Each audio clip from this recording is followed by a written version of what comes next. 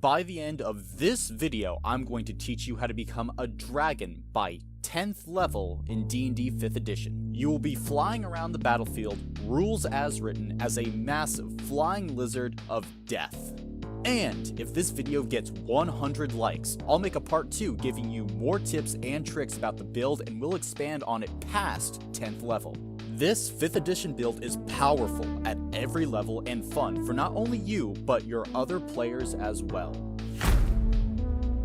For your race, take either Variant Human or Dragonborn. Human is more powerful at the start, but with Dragonborn, you get a breath weapon easier. As a human, you can still get a breath weapon, but it's tricky, so choose wisely, viewer. If you're a Dragonborn and using standard array, choose your ability scores like this, and if you're a human, like this. Humans, for your language, take Draconic, whatever skill you want, and the Lucky or Resilient feat, choosing Constitution for Resilient. For your class, take Druid. This level is important, so don't fuck this up. When you choose your Druid subclass, go and take Circle of the Stars. With this subclass, you get the spells Guidance and Guiding Bolt for free. Guiding Bolt can even be cast without a spell slot, which is badass. Most importantly, you get your Starry form. It's pretty cool. All the forms are useful, but later on we'll be using Dragon the most. Finally, at 2nd level, you now have access to Wild Shape, which is important. You can reflavor the beasts you can turn into as wingless dragons, specifically dinosaurs. At 2nd level, Dimetrodon works well as a baby dragon stat block or a Velociraptor. The stat block is exactly the same, but you're simply a baby dragon at 2nd level.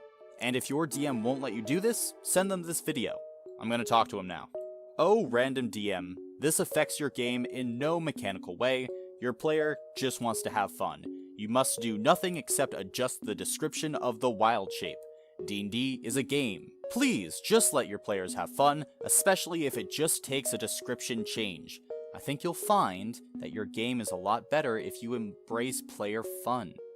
Okay, moving on.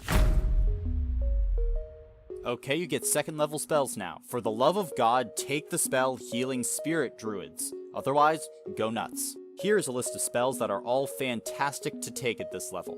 They are all concentration, but that doesn't matter because of our Dragon Starry form and our feat that we took if you're a human. Here's the description of Dragon. Essentially, you cannot roll below a 10 on a concentration check for a spell. If you keep getting into combat where you lose concentration, just shift to Dragon. Otherwise, Archer will aid in damage from your Guiding Bolt, and Chalice with healing.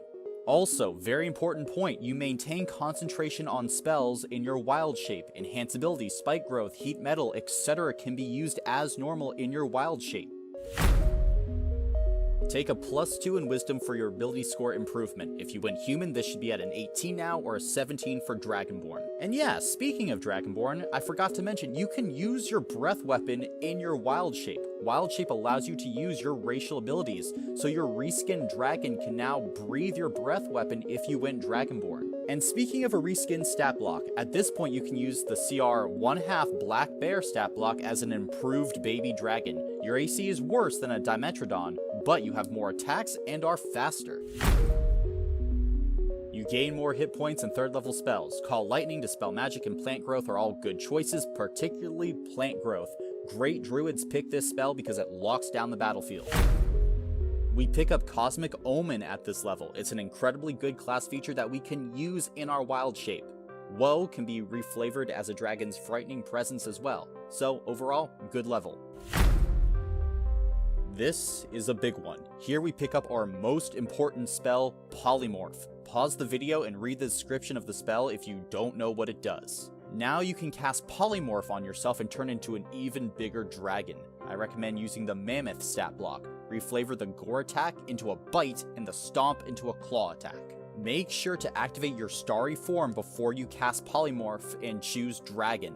Now you can't roll below a 15 on a concentration check, which means you need to be hit with 31 points of damage or above to even have a chance of failing your concentration save. However, if you decided to take the lucky feat, you can re-roll a failed save or a big hit altogether. It is very difficult to knock you out of your dragon form, which is what we want. You're a goddamn dragon.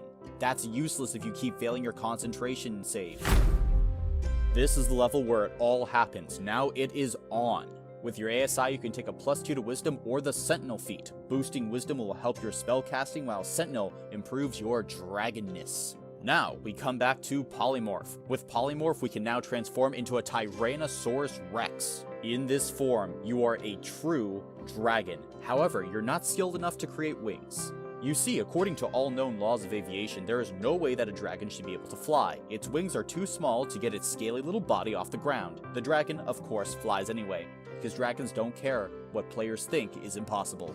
So now you're a dragon that cannot fly, but that's okay, you're still working it out. More spells.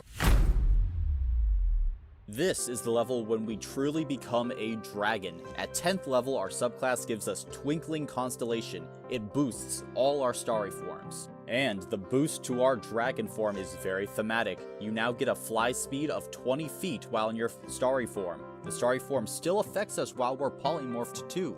Now, as the starlight wings unfurl from your back, a shining dragon takes to the sky with magical wings made of starlight. At 10th level, you're not only a healer, controller, buffer, and range damage healer, but you're also a dragon. You can transform 5 times per long rest, which is insane. If you're a dragonborn, you can even breathe fire, cold, or lightning as you're flying in the sky. However, this build can get even better at later levels, but we'll only discuss those things if we get 100 likes on this video. Until then, check out this video to learn more about dragons in 5th edition, or this video to learn more about druids. Until then, thanks for entering the dungeon.